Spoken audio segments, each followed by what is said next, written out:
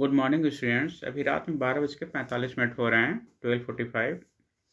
बहुत दिन से आपकी इंक्वायरी थी कि सर यूपीएससी मेंस के आंसर राइटिंग के बारे में कुछ बात किया जाए, तो उसी सिलसिले में मैंने सोचा कुछ आपसे बात करते हैं। जब हम लोग यूपीएससी के बारे में बात करते हैं, मेंस के बारे में, तो सीधा सीधा 3 घंटे में आपको 20 क्वेश्चन लिखने होते हैं, 20 क्वेश्चन लिखने होते हैं। उसमें से 10 क्वेश्चन जो होते हैं वो 250-250 अंकों के होते हैं, सॉरी 250-250 शब्दों के होते हैं। और जो शेष 10 क्वेश्चन होते हैं वे 150-150 वर्ड के होते हैं, 150 वर्ड्स के होते हैं। तो 250 वर्ड्स के 10 क्वेश्चन होते हैं और 150 वर्ड्स के 10 क्वेश्चन होते हैं। जब हम लोग 250 को 10 से मल्टीप्लाई करते हैं तो 2500 हो जाता है, और जब 150 को हम लोग 10 से मल्टीप्लाई करते हैं तो फिर हम लोगों का 1500 शब्द हो जाते हैं। और इस तरह से देखा जाए तो टोटल में हम लोग पास 4000 शब्द होते हैं। मतलब ये होता है कि 3 घंटा में हमें क्या करना होता है कि 4000 शब्द लिखने होते हैं, जो कि अपने आप में समझ लो बहुत चुनौतीपूर्ण कार्य है। यदि आपने एग्ज़ाम से पहले कभी टेस्ट सीरीज़ और ज्वाइन नहीं किया हुआ है और कम से कम 30, 35, 40 बार नहीं लिखा हुआ है, तो समझ लो कि वहाँ एग्ज़ाम हॉल में बहुत दिक्कत होने वाली है। जब हम टेस्ट सीरीज़ भी ज्वाइन करते हैं तो आमतौर पर हम एक दिन में सिर्फ 3 घंटे का टेस्ट देते हैं। तो सोचने वाली बात यहाँ पर ये है कि जब हम लोग एग्ज़ाम के टाइम में बात करेंगे तो वहाँ पर 2 पाली में एग्ज़ाम होता है।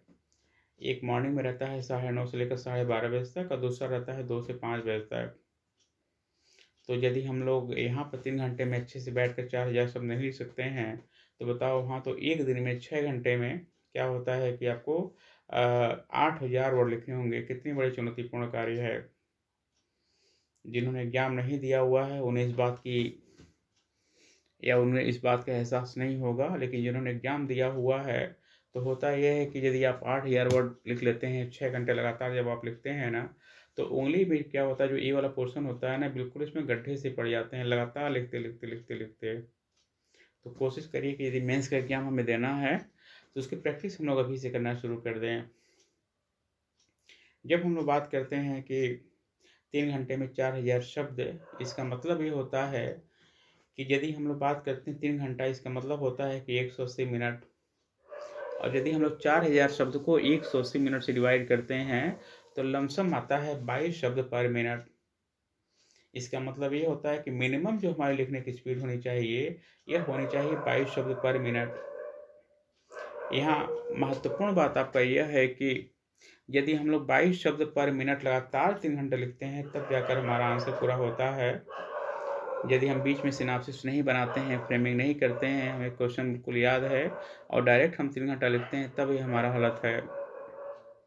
लेकिन सबसे बढ़िया रणनीति हमारे पास ये होना चाहिए कि यदि हमारी स्पीड बहुत अच्छी हो तो टाइम हमारा बच जाता है। यदि हम लोग 22 वर्ड पर मिनट की जगह 30 शब्द पर मिनट में लिखते हैं, तो 30 शब्द पर मिनट के हिसाब से यदि हम लिखते हैं तो उन 4000 शब्द को हम लोग सीधा-सीधा 2 घंटे 15 मिनट में लिख जाते हैं। यदि हम लोग 2 घंटे 15 मिनट में इसे लिख लेते हैं, तो कम से कम 45 मिनट टाइम हमारा बच जाता है ना। इस 45 मिनट के टाइम हम लोग क्या करते हैं कि जब एक क्वेश्चन लिखने के बाद दूसरे क्वेश्चन पर आते हैं, तो फटाफट हम लोग क्या कर सकते हैं कि रफ पर उसकी फ्रेमिंग कर सकते हैं। बहुत सारा इंटरलिंक करके हम उस पर फ्रेमिंग बना लेते हैं, बहुत सारी चीज़ों को अपने मन में दोहरा लेते हैं। एक आंसर लिखने से पहले हमारे दिमाग में एक फ्रेमिंग होती है, और तब जाकर हम लोग क्या होता है कि आंसर लिखते हैं। बीच में क्या होता है कि थोड़ा-सा रिलैक्स होने का हमें टाइम भी मिल जाता है, हम पानी वगैरह भी पी लेते हैं, थोड़ा सुस्ता भी लेते हैं। लेकिन यदि हमारा स्पीड ही लिखने का कम रहेगा, तो इन सब चीज़ों की संभावना नहीं के बराबर होती है।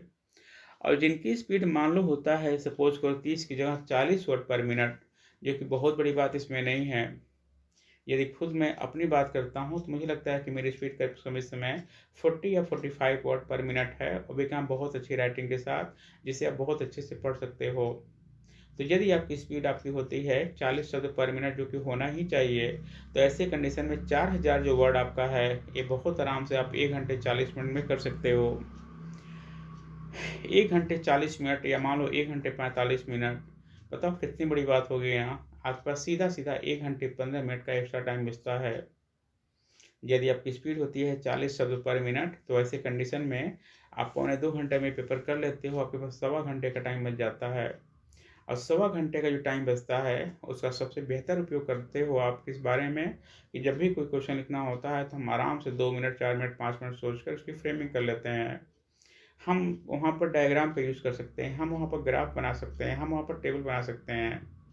तो ये तभी हो पाएगा जब हमारी स्पीड बहुत अच्छी होनी चाहिए। इसलिए आप लोगों से रिक्वेस्ट है कि अपनी स्पीड को बढ़ाओ, और स्पीड ध्यान देना एग्ज़ाम के टाइम में नहीं बढ़ेगा। जब क्लास वगैरह में जब लिखते हो, या क्लास वगैरह में यदि सिर्फ लेक्चर ही सुनते हो, नहीं लिख पाते हो, तो कोई बात नहीं, घर पर ही अभी से लिखना प्रैक्टिस शुरू कर दो। बहुत पहले मैंने आपसे बताया कि जैसे आप एक क्वेश्चन डेली लिखते हो, कोशिश करो कि अगले दिन से हम 2 क्वेश्चन डेली लिखेंगे। अगले हफ्ते से हम लोग क्या करेंगे, 5 क्वेश्चन डेली लिखने की आदत डालेंगे। हम वही 5 क्वेश्चन डेली लिखेंगे जो हमें बहुत पहले से याद है, ताकि कोई दिक्कत ना हो। और यदि 5 क्वेश्चन पुराना हम बार-बार लिखते रहेंगे, याद होता रहेगा, तो कहीं न कहीं हमारा प्रीलिम्स की भी तैयारी होता रहेगा, मेंस की भी तैयारी होता रहेगा। तो जो नए बच्चे हैं, कोशिश करो कि अब रफ पर अलग से डेली 1 क्वेश्चन, फिर 2 क्वेश्चन, फिर 5 क्वेश्चन, फिर 10 क्वेश्चन, फिर 15 क्वेश्चन, फिर 20 क्वेश्चन। कोशिश करो कि 3 महीना, 4 महीना होते-होते हम 20 क्वेश्चन डेली लिखने की एक आदत सी उसको डाल दें। भले ही पुराना क्वेश्चन हो, भले ही वही क्वेश्चन है, तो कम से कम लिखने की आदत तो पड़ेगी हमारा, कि हम डेली ही कम से कम 4000 शब्द बहुत आराम से लिख लेते हैं। तो ये सब तरीका होता है। रही बात बीपीएससी के बारे में, तो अगला जो हम वीडियो बनाएँगे, ध्यान देना दोस्तों, वो बनाएँगे बीपीएससी के बारे में, कि वहाँ पर कितने वर्ड में या कितना आपका वर्ड पर मिनट होना चाहिए, कितना टाइम मिलता है और कितने शब्द में क्वेश्चन लिखने रहते हैं। Thank you.